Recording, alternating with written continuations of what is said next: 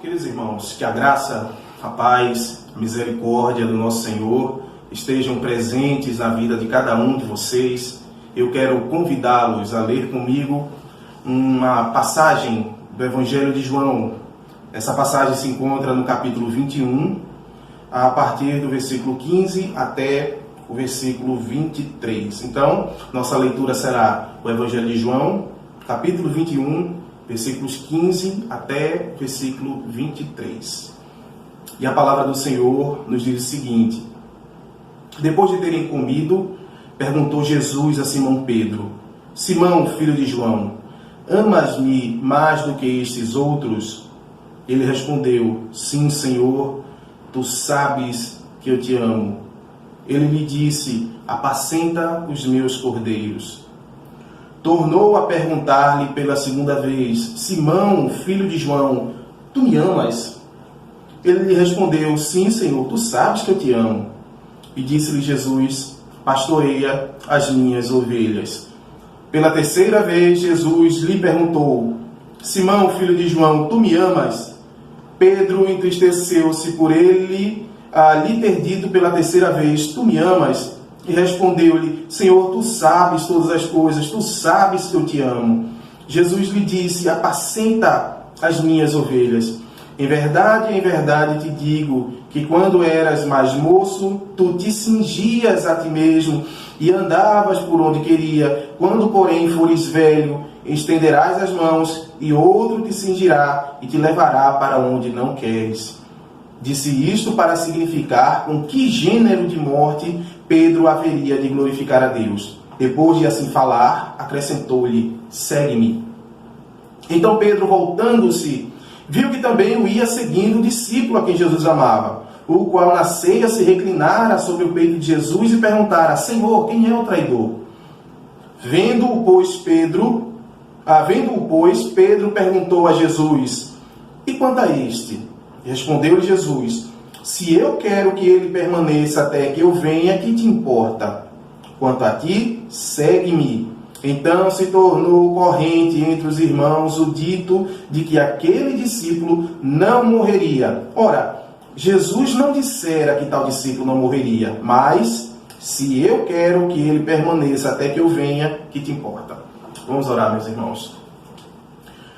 Senhor amado, nós clamamos, ó Pai, a Ti, Tua graça sobre nós, a Tua misericórdia, que a Tua santa palavra, que agora foi lida, ó Deus, possa ser exposta, possa ser pregada com fidelidade, ó Pai, apesar de que quem está pregando a Tua palavra é um homem falho, Deus, é um homem pecador, que carece da Tua graça, que carece do Teu amor, e que este instrumento, Pai, cheio de falhas, possa ser usado por Ti, ó Deus, para a edificação do Teu povo, para a consolação, ó Pai, da Tua igreja.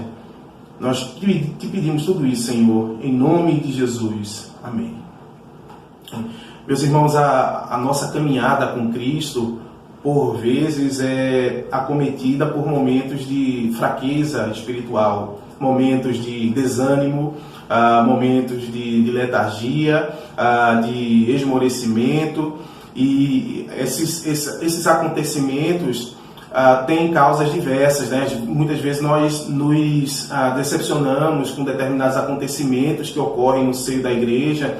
Às vezes nos entristecemos com atitudes de líderes da igreja, e também não é raro acontecer de que essa fraqueza ter a sua causa em algum pecado que nós cometemos, principalmente quando o pecado é grave e que deve ser tratado por meio de uma disciplina eclesiástica, e vem, não raro, vem a vergonha de voltarmos a nos congregar, vem a falta de desejo de estar servindo ao Senhor, de estar exercendo os dons que o Senhor nos deu para a edificação do corpo de Cristo. Nenhum de nós, nenhum dos filhos de Deus está imune a passar por esse tipo de situação.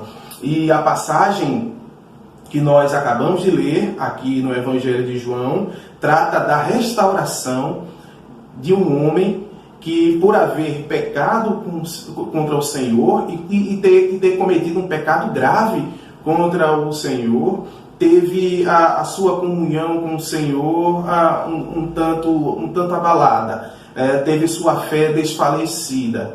E embora nesses momentos de fraqueza espiritual não haja um abandono da fé, nenhuma rejeição de Jesus Cristo, nenhuma descrença na pessoa e na obra de Jesus Cristo, uma apostasia completa, todavia esse tipo de situação que pode nos acometer e acometeu a Pedro, um dos personagens aqui da leitura que fizemos, nos traz um declínio espiritual, uma frieza espiritual terrível. E nós precisamos ser restaurados pelo Senhor. A passagem que lemos vai tratar exatamente deste momento. O Evangelho de João, onde essa passagem está inserida, assim como os outros evangelhos chamados de sinóticos, Mateus, Marcos e Lucas, ele é um evangelho anônimo. Todavia, como diz um determinado estudioso do Novo Testamento, chamado Ramsey Michaels, este evangelho, de todos os evangelhos anônimos, dos 4 evangelhos que são anônimos, o evangelho de João é o menos anônimo de todos eles. Por quê? Porque apesar de seu autor não revelar o seu nome, por isso ele é anônimo, ele se revela com um codinome, digamos assim. Se você ler os versículos 24 e 25, você vai ver que o autor deste evangelho chama-se a si mesmo de o discípulo a quem Jesus amava. E este discípulo a quem Jesus amava, como diz o versículo 24, é o que testemunhou as coisas que ele escreve, foi uma testemunha ocular dos relatos aqui narrados, e foi aquele que os escreveu, os pôs por escrito.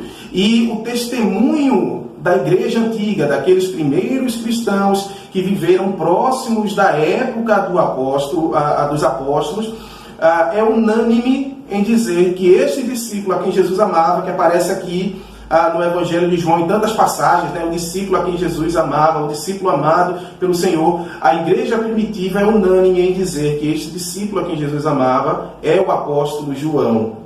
É o apóstolo João que aparece tanto nos evangelhos sinóticos e tem uma certa presença ali no livro de Atos dos Apóstolos.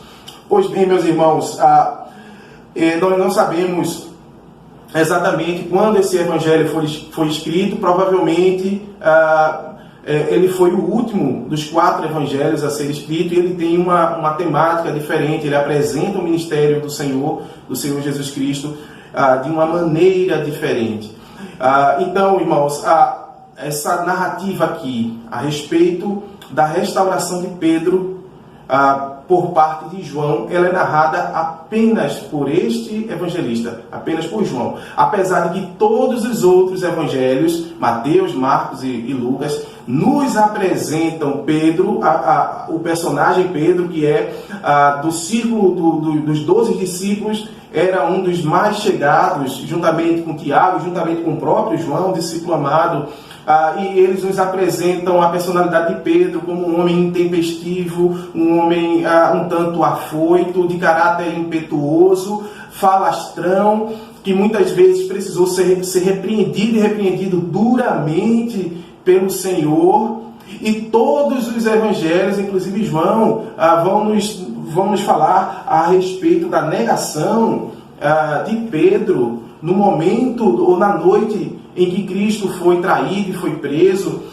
No momento da ceia, na noite em que Jesus foi traído, o Senhor instituiu a Santa Ceia, estavam ali os seus discípulos. Jesus anuncia que haverá entre eles um traidor, nós sabemos quem é Judas Iscariotes, mas que no momento da sua prisão, no momento da sua crucificação, no momento crucial da sua missão aqui na terra, todos os seus discípulos irão fugir. E ele cita um texto de Zacarias, para falar sobre o pastor sendo ferido e as ovelhas sendo dispersas. Então, os demais discípulos irão fugir, e Pedro, naquele momento, diz ao Senhor que, ainda que Jesus Cristo seja uma pedra de tropeço para os demais discípulos, para ele jamais seria. Ele diz, ainda que o Senhor seja uma pedra de tropeço para todos eles, para mim jamais o serás. E Pedro está sendo sincero ao falar isso. Pedro se sentia capaz e pensava ser capaz de dar a sua vida por Jesus Cristo. Todavia, Jesus Cristo conhecia Pedro melhor do que ele mesmo, assim como acontece conosco, né? Jesus Cristo nos conhece, o nosso Senhor nos conhece melhor do que nós mesmos nos conhecemos. E ele diz a Pedro, nesta mesma noite, nesta mesma madrugada, antes que o galo cante 3 vezes você me negará. E de fato foi isso que aconteceu quando Jesus Cristo estava sendo preso, no momento do seu julgamento, no momento em que estava sendo questionado pelas autoridades judaicas, por Pilatos, por Herodes. Pedro foi reconhecido por algumas pessoas como sendo discípulo de Jesus. E 3 vezes ele foi apontado como sendo discípulo de Jesus. E nas 3 vezes, a última, a terceira, com muita ênfase, ele nega que conhece a Jesus. Então ele comete esse pecado, ele nega ao seu Senhor, ele nega ser discípulo do seu Senhor, a quem ele jurou a sua vida, a sua fidelidade. E Jesus Cristo morre, é crucificado, sepultado, ressuscita ao 3º dia e se apresenta aos discípulos. Se apresenta primeiramente no domingo da sua ressurreição, no primeiro dia da semana. Pedro vê, a testemunha disso. Uma semana depois se apresenta de novo, estando Tomé ali presente, reconhecendo também, crendo na ressurreição de Jesus Cristo. Mas João, o apóstolo João, vai agora trazer uma narrativa onde Jesus aparece pela 3ª vez aos seus discípulos. Se você ler o capítulo 21, desde o início, você vai ver que os discípulos estão ali reunidos às margens do mar de Tiberíades. Pedro, assim como João e assim como alguns outros discípulos do Senhor, eram pescadores antes de seguirem a Cristo. E Pedro decide voltar a pescar. Parece que desistiu do ministério que Cristo lhe incumbiu. E ele volta para a pescaria. Não que seja algo pecaminoso, um trabalho digno, mas Jesus o chamou para um outro ofício, para uma outra função. Quando André, o irmão de Pedro, o chama para conhecer a Jesus, o Messias. Então, é naquele momento em que ele se encontra com Jesus Cristo, que Jesus Cristo o chama para ser pescador de homens e muda o seu nome, né? Pedro se chamava Simão, tem o seu nome mudado pelo Senhor para Cefas, é uma palavra aramaica que significa pedra, e aí esse nome é adaptado ao grego, né? Petros, e ao nosso português, Pedro. Então, parece que Pedro desiste do seu chamado da parte do Senhor, volta a ser pescador, os outros discípulos vão com eles, passam a noite toda sem pegar nada, sem pescar nenhum peixe. Quando estão voltando, já amanhecendo o dia, o Senhor aparece ali às margens do mar de Tiberíades, que é o mar da Galileia, perguntando se há alguma coisa para comer. Os discípulos dizem que não pegaram nada, parece que até o momento não reconheciam que era Jesus Cristo, e Jesus lhes manda lançar a rede novamente, e a rede vem cheia, abarrotada de grandes peixes. E aí João percebe que é o Senhor. O discípulo amado fala para Pedro, é o Senhor. Pedro veste as suas roupas, pula do barco e vai se encontrar com o Senhor. Os demais discípulos vêm, eles participam de uma refeição, com o Senhor. E após eles terem comido, aí a narrativa vai focar agora num diálogo entre Jesus e Pedro, tendo como testemunha, tendo como ouvinte esse diálogo, o autor do Evangelho, o discípulo amado, o apóstolo João. Então, irmãos, eu quero convidá-los a meditar comigo a respeito do seguinte tema: a restauração de Pedro e a nossa. A restauração de Pedro e a nossa. Jesus foi até Pedro para restaurá-lo. E com base no texto que nós lemos, queridos irmãos, eu gostaria de apresentar 4 maneiras pelas quais o Senhor restaurou a vida de Pedro, a comunhão de Pedro consigo mesmo, e pelas quais o Senhor restaura também a nossa comunhão com Ele em momentos de frieza espiritual, de desânimo, de fraqueza. A primeira maneira pela qual o Senhor restaurou a vida de Pedro, a vida e a comunhão de Pedro consigo mesmo, foi por meio de um chamado para que Pedro reafirmasse o seu amor para com Jesus Cristo. Aposta aí comigo, Jesus pergunta para Pedro: Pedro, tu me amas mais do que estes outros? E Pedro não se atreve. Parece que nós temos aqui um Pedro mais cauteloso, daquele Pedro antes da morte de Jesus Cristo. Ele não se atreve a comparar o amor que ele sente por Jesus Cristo com o amor que os outros discípulos sentem. Ele apenas diz, Senhor, ele apenas apela para a sabedoria de Cristo, para o conhecimento que Cristo tem a respeito do seu amor. E ele diz, Senhor, tu sabes que eu te amo. Tu sabes que eu te amo. Ele não se compara aos outros. Ele apenas diz, sim, Senhor, tu sabes que eu te amo. E Jesus pergunta novamente, Pedro, tu me amas? E ele responde novamente, afirmativamente, de maneira afirmativa, e também recorrendo ao conhecimento de Cristo. Senhor, tu sabes que eu te amo. E Jesus Cristo pergunta pela terceira vez se Pedro ama. E neste momento, a terceira vez que Jesus pergunta, que Jesus faz a mesma pergunta para Pedro, era inevitável que Pedro não lembrasse do que aconteceu antes, não lembrasse da negação que ele cometeu 3 vezes, negando que Jesus, que conhecia Jesus, que seguia a Jesus. Pedro sente uma tristeza profunda, mas ainda assim, mesmo lembrando do que fez, mesmo lembrando do terrível pecado que cometeu, Pedro reafirma o seu amor para com o Senhor. Senhor, tu sabes todas as coisas, tu sabes que eu te amo. Meus irmãos, a nossa fé por vezes é vacilante, mas no momento que o Senhor vem nos restaurar, Ele vem nos instando, nos chamando a reafirmar, mesmo em momento de fraqueza. Um filho de Deus não deixa de amar a Deus, não deixa de amar ao seu Senhor, apesar de todas as decepções. Um filho de Deus, um crente em Jesus Cristo, não deixa de amar ao seu Senhor.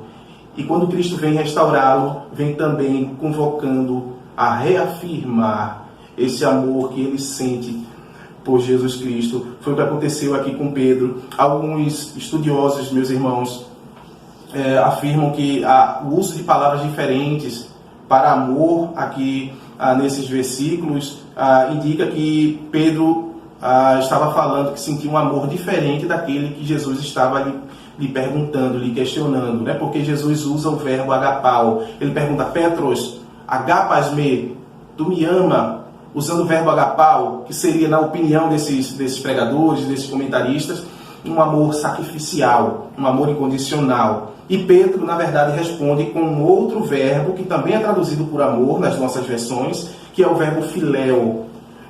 Então, quando ele diz, Senhor, tu sabes que eu te amo, ele usa o verbo filéu, que significa ter, na opinião desses comentaristas, significa ter uma mera afeição, uma mera consideração, mas não um amor sacrificial. Na verdade, meus irmãos, esse argumento ele não procede porque é estilo de João, é próprio, característico do estilo literário de João, usar palavras diferentes para falar da mesma coisa. Isso não apenas em todo o Evangelho de João, mas na própria passagem nós vemos isso. Quando Pedro responde afirmativamente 3 vezes sobre o seu amor para com Jesus Cristo, Jesus Cristo fala, apacenta os meus cordeiros. Na segunda vez ele diz, pastorei as minhas ovelhas. E na terceira vez ele diz, apacenta as minhas ovelhas. Ora, essas frases do Senhor, embora haja aí palavras diferentes, como cordeiros e ovelhas, como pastorear e apacentar, elas querem dizer a mesma coisa, que Pedro deveria cuidar do rebanho do Senhor. Então, quando Jesus usa o verbo agapao e Pedro usa o verbo filéu, não estão falando de amores diferentes, mas apenas João, ao pôr por escrito este evento, este diálogo, que não aconteceu em grego, aconteceu em aramaico, língua comum ali da Galileia, ele apenas está usando um recurso estilístico que lhe é próprio. Mas quando Pedro diz que ama o Senhor, e mesmo quando usa o verbo filéu, ele está dizendo que ama o Senhor de verdade, que não seja apenas uma mera afeição por Jesus Cristo, mas que ele ama ao Senhor verdadeiramente. Ele está agora aqui novamente reafirmando 3 vezes o seu amor para com o seu Senhor. Irmãos, uma segunda maneira pela qual Deus restaura a sua comunhão com Pedro e também restaura a nossa vida e a nossa comunhão para com Ele, chamando-nos novamente para servi-lo. Sempre que Pedro responde que ama ao Senhor, então Jesus Cristo vem com o seu comissionamento. Então, pastoreia as minhas ovelhas, apacenta as minhas ovelhas, pastoreia os meus cordeirinhos. Pedro havia desistido do seu trabalho, do seu serviço, queria voltar para a sua função de pescador, queria abandonar aquilo que foi chamado para fazer, de ser testemunha de Cristo. Mas Jesus vem agora, após receber de Pedro a informação de que ele o ama verdadeiramente, ele chama agora Pedro para servi-lo novamente, para ser pastor das suas ovelhas, para conduzir o rebanho, que é a igreja do Senhor, que o próprio Senhor na cruz do Calvário comprou com o seu próprio sangue. Meus irmãos, em momentos de afastamento, quando nós não queremos e não sentimos mais forças nem vontade para servirmos a Deus, para fazer aquilo que antes fazíamos, para exercer os nossos dons em prol do crescimento do reino, para a glória de Deus, como antes fazíamos, por nos sentirmos incapazes, envergonhados e indignos de servir ao Senhor. O Senhor novamente vem até nós e nos chama de novo para o seu serviço, e nos chama de novo para glorificarmos ao seu nome por meio do exercício dos dons que Ele mesmo nos deu, seja lá o que for. Aqui nós estamos tratando de um ministério pastoral que Pedro exerceria, mas nós podemos aplicar isso a qualquer trabalho que um crente exerce no reino de Cristo e que exerce com amor, e de repente ele para de fazer isso, ele para de trabalhar para o Senhor por algum motivo. O Senhor novamente, Ele chama não apenas para nós reafirmarmos o nosso amor para com Ele, mas Ele nos chama para nós o servirmos de novo, para nós trabalharmos para o reino de novo. E, irmãos, a terceira maneira pela qual o Senhor restaura as nossas vidas e a nossa comunhão para com Ele, e assim fez com Pedro, nos chamando de novo para sermos seus seguidores, para sermos os seus discípulos. Uma coisa interessante, irmãos, no versículo 18, Jesus prediz a Pedro a maneira como Pedro haveria de morrer. Ele diz que quando Pedro era jovem, Pedro cingia-se a si mesmo, ou seja, amarrava, cingir é amarrar. Ele amarrava suas próprias vestes e ele ia onde queria, ele era livre. Mas quando Pedro fosse velho, ele estenderia suas mãos e outro o amarraria e o levaria para onde ele não queria ir. E nós sabemos, talvez seja uma frase um tanto obscura de Cristo, mas nós vemos o próprio autor do Evangelho de João trazendo uma nota explicativa, como se fosse um parêntese ali no diálogo entre Jesus e Pedro, onde ele nos informa que Jesus falou isso para Pedro, para dizer a Pedro, para informar a Pedro com que gênero de morte Pedro haveria de glorificar ao Senhor, mostrando que nós não apenas vivemos para a glória de Deus, mas nós também morremos para a glória de Deus. Pedro foi chamado aqui para ser um mártir, e na verdade todos nós somos chamados para tomarmos a nossa cruz. Jesus diz isso quando, se alguém quiser vir após mim, tome sobre si sua própria cruz e siga-me. O chamado de Jesus para sermos seus discípulos envolve a possibilidade de nós morrermos, e isso tem de fato acontecido. Quantos de nossos irmãos têm perdido suas vidas em países que são hostis ao Evangelho, missionários que têm dado suas vidas por amor da causa do Evangelho e perdido suas famílias e sofrido. O discipulado envolve isso, envolve ser chamado para morrer por Cristo, para viver para Cristo e também para morrer por Ele. Jesus Cristo chama novamente a Pedro: segue-me, segue-me, você morrerá por mim. Você não teve coragem de assumir o seu relacionamento, sua comunhão comigo diante daquelas pessoas na noite em que eu fui traído, fui preso. Mas agora eu estou restaurando a tua fé em mim, tua comunhão comigo, e você, no momento da sua morte, aí sim, você terá coragem de morrer por amor de mim, né? Então, me siga. Jesus Cristo chama novamente Pedro para segui-lo e para dar sua vida por amor de Cristo. E assim faz conosco também. Assim como nos chamou no começo da nossa fé, no momento de desânimo, Jesus Cristo vem e nos chama novamente: venha ser meu discípulo, venha seguir-me, venha viver para mim e talvez até mesmo morrer, dar sua vida por amor de mim, meus irmãos. Então, finalmente, irmãos, nós estamos meditando aqui a respeito do tema a restauração de Pedro e a nossa. E a terceira maneira pela qual Jesus Cristo restaurou a vida de Pedro e restaura a nossa também, é nos fazendo compreender que o propósito que Ele tem para as nossas vidas é um propósito único. É um propósito diferente daquele que Ele tem para a vida dos nossos irmãos.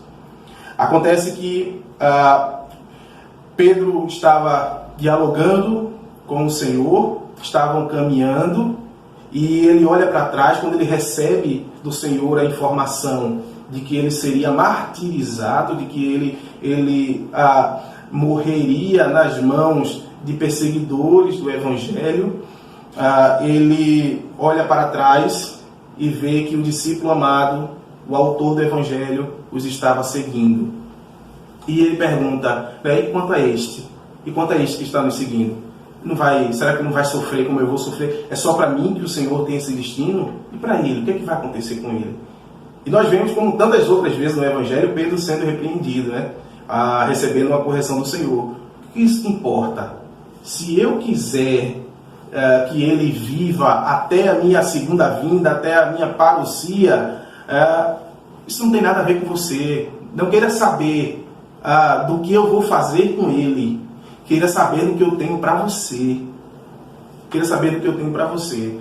E o Novo Testamento não relata, irmãos, na verdade não relata a morte de nenhum dos apóstolos do Senhor, com exceção de Tiago, que morre ali a mando de Herodes, né? Mas a história nos diz que o apóstolo Pedro, juntamente com o apóstolo Paulo, que se converteria após os eventos aqui narrados, quando a igreja já estaria se formando ali em Jerusalém, eles morreram durante a perseguição do imperador romano Nero, na cidade de Roma, que perseguiu ferozmente os cristãos ali naquela cidade, e o apóstolo Paulo foi decapitado por ser cidadão romano, não sofreria a morte de crucifixão, uma morte terrível, vexatória, cruenta. Mas Pedro, por não ter cidadania romana, ele sofreu a morte de cruz, assim como seu Senhor. E alguns testemunhos nos dizem, alguns testemunhos antigos da igreja primitiva,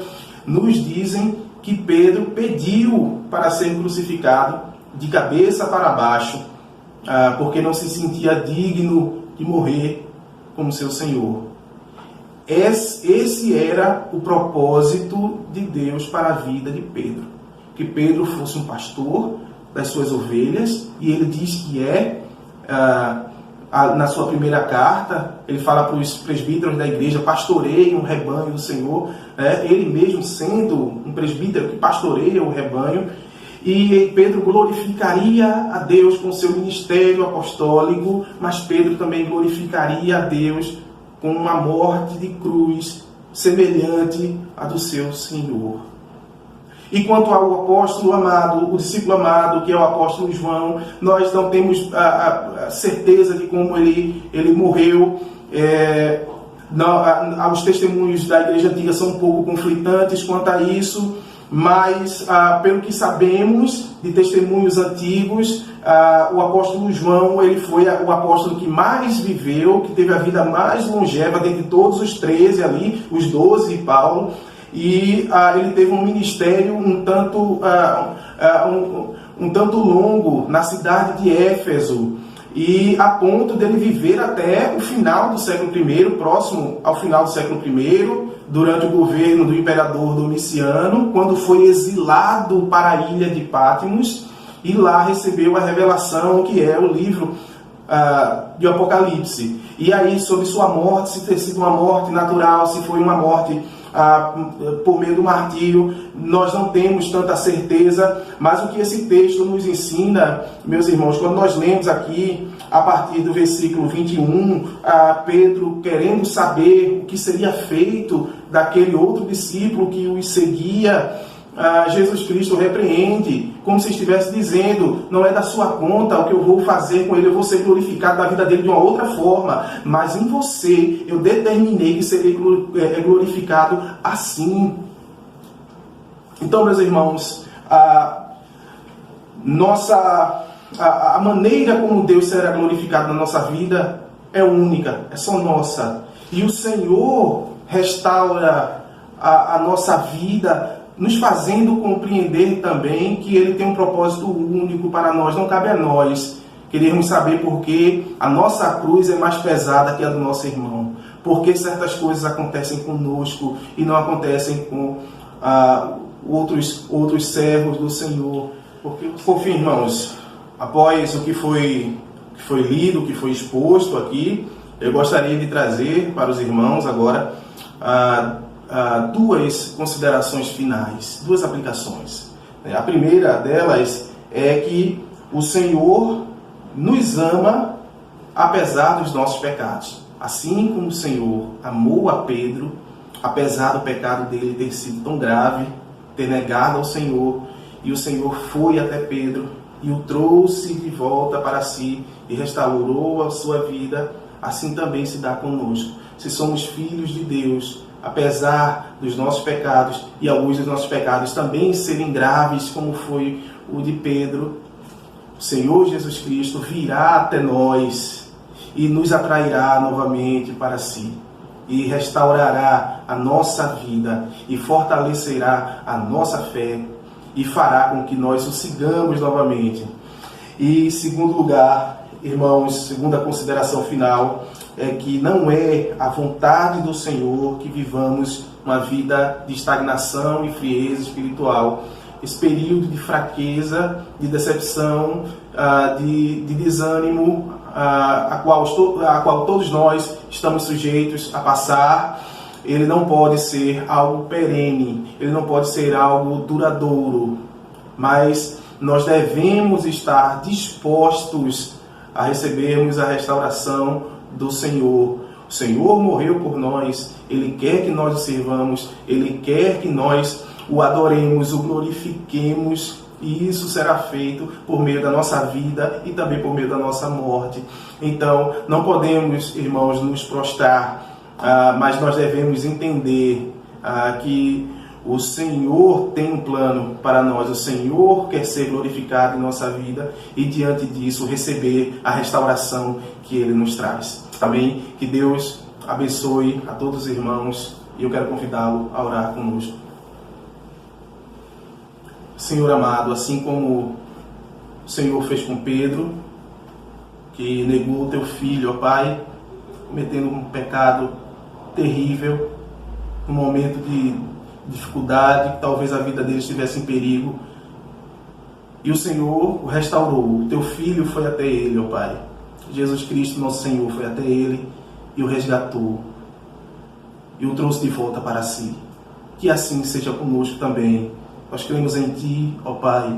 Nós cremos que somos Teus filhos. Cremos em Jesus Cristo como Senhor de nossas vidas, como nosso Redentor, como aquele que pagou pelos nossos pecados na cruz do Calvário. e o Senhor nos justifica, ó Pai, nos torna justos com base na obra do Teu Filho.